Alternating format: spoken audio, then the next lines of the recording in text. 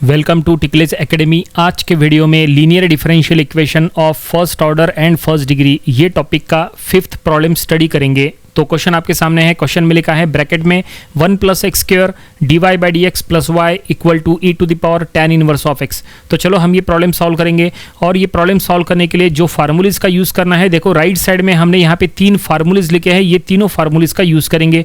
इसके पहले के भी सभी प्रॉब्लम्स हमने यही 3 फार्मूलीज से सॉल्व किए हैं। तो चलो ये प्रॉब्लम भी हम सॉल्व करेंगे, लेकिन वीडियो में आगे बढ़ने से पहले वीडियो को लाइक करो, शेयर करो और हमारे चैनल को ज़रूर से सब्सक्राइब करो। तो चलो ये प्रॉब्लम सॉल्व करेंगे। सबसे पहले देखो फार्मूलीज की तरफ अगर हम देखें तो यहाँ पे पहला फार्मूला क्या है, देखो स्टैंडर्ड फॉर्म। तो ये linear differential equation of first order and first degree का स्टैंडर्ड फॉर्म है। आपको पहले क्या करना है, गिवन डिफरेंशियल इक्वेशन को ये स्टैंडर्ड फॉर्म में कन्वर्ट करना है। क्या गिवन डिफरेंशियल इक्वेशन ये ऑलरेडी ये स्टैंडर्ड फॉर्म में है? नहीं है। तो हम क्या करेंगे, इसको पहले ये स्टैंडर्ड फॉर्म में कन्वर्ट करेंगे। तो चलिए सॉल्व करेंगे। सबसे पहले गिवन ये जो डिफरेंशियल इक्वेशन है वो हम यहाँ लिख लेंगे और देखो ये इसको कैसे स्टैंडर्ड फॉर्म में कन्वर्ट करेंगे पहले इसको समझ लो। अगर आप प्रॉपर्ली चेक करेंगे स्टैंडर्ड फॉर्म में dy by dx + py = q, इसमें dy by dx का कोएफिशिएंट 1 है, जबकि यहाँ गिवन इक्वेशन में dy by dx के आगे ब्रैकेट है 1 + x²। तो हम क्या करेंगे, पूरे इक्वेशन को 1 + x² से डिवाइड कर देंगे। तो हमें मिल जाएगा dy by dx + y by 1 + x² = right side में भी डिवीजन में e⁻ tan inverse of x divided by 1 + x² आ जाएगा। ठीक है, अब चेक करो क्या ये स्टैंडर्ड फॉर्म में आ चुका है। यस बिल्कुल, ये linear differential equation of first order and first degree के स्टैंडर्ड फॉर्म में आ चुका है। तो यहाँ से हमें अब p एंड q मिल जाएगा। ठीक है, तो p जो है वो क्या होगा, y का कोएफिशिएंट यानी 1 by 1 + x² हो जाएगा और इक्वल टू के राइट साइड में जो कुछ भी है वो पूरा q हो जाएगा। तो हम यहाँ स्टेटमेंट में लिख लेंगे पहले compare it with dy by dx + py = q। तो p का वैल्यू हो जाएगा 1 by 1 + x², ये p रहेगा कन्फर्म। और q क्या होगा, तो इक्वल टू के राइट साइड में है e⁻ tan inverse of x by 1 + x², ये रहेगा q। तो फाइनली p एंड q हमने यहाँ पे मेंशन कर लिया है। ये p एंड q काफ़ी इंपॉर्टेंट है क्योंकि इसी का यूज़ करके आगे के स्टेप्स हमें यहाँ पे सॉल्व करना है। तो नेक्स्ट स्टेप है to find the integrating factor. तो इंटीग्रेटिंग फैक्टर फाइंड आउट करने के लिए हमें p का यूज़ करना पड़ेगा। तो चलो इंटीग्रेटिंग फैक्टर निकालते हैं। उसके लिए p हम यहाँ पे फार्मूले में पुट करेंगे। देखो फार्मूला क्या लिखा है राइट साइड में, इंटीग्रेटिंग फैक्टर IF से शो किया है = e⁻ integration of p dx, ऐसा फार्मूला लिखा है। तो यही फार्मूला हम यहाँ पे यूज़ करेंगे और इसका सेकंड स्टेप कंप्लीट करेंगे। तो हम लिखेंगे now integrating factor IF = e⁻ integration p dx। पहले हमने फार्मूला मेंशन कर लिए। पहले हमेशा फार्मूला मेंशन किया करो, उसके बाद वैल्यूज पुटअप किया करो ताकि प्रॉपर स्टेप्स में वो दिखाई दे।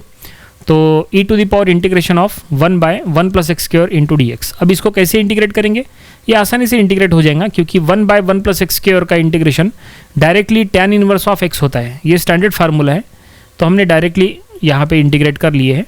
तो फाइनली हमें इंटीग्रेटिंग फैक्टर यहाँ पे मिल चुका है, that is IF। Second step solve हो गया।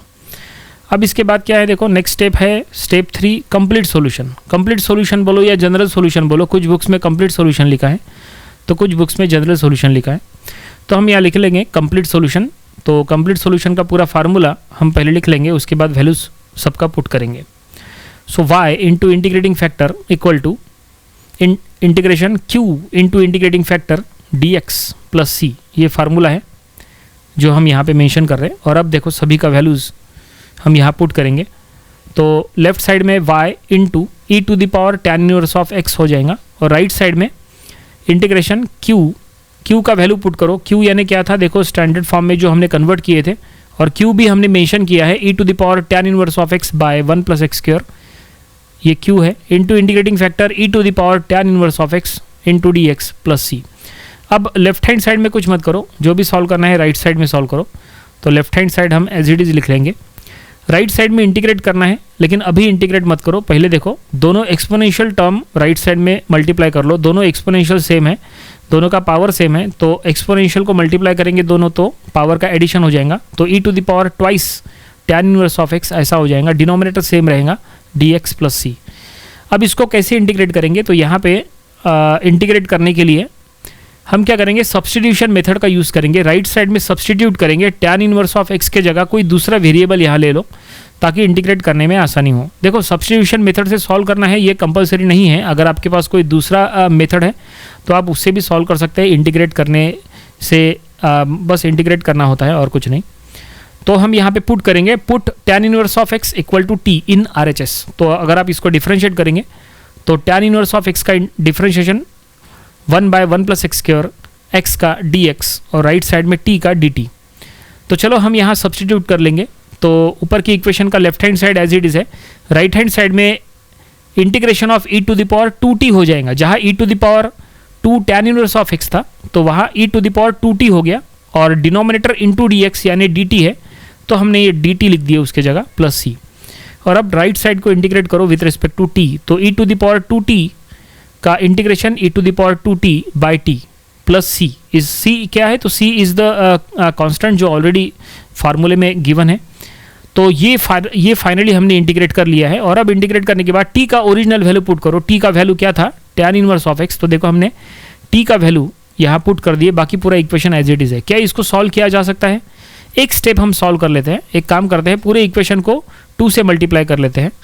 तो 2 से मल्टीप्लाई करने पर लेफ्ट हैंड साइड में हो जाएगा 2y e⁻² tan inverse of x और राइट साइड में e⁻² tan inverse of x plus 2c हो जाएगा। लेकिन हम 2c के बजाय c1 ऐसा लिख लेंगे, वेयर यहाँ पे स्टेटमेंट में आगे लिख लेंगे where c1 is the constant, where c1 is 2 into c, that is 2c, क्योंकि 2 से मल्टीप्लाई किए ना तो 2c आया। तो 2 और c दोनों कांस्टेंट है ना, तो दोनों का कंबाइन हमने c1 लिख दिए इस तरह से। तो और इसको आगे सॉल्व करने की ज़रूरत नहीं है, ये सफिशिएंट है और यही हमारा फाइनल सॉल्यूशन है।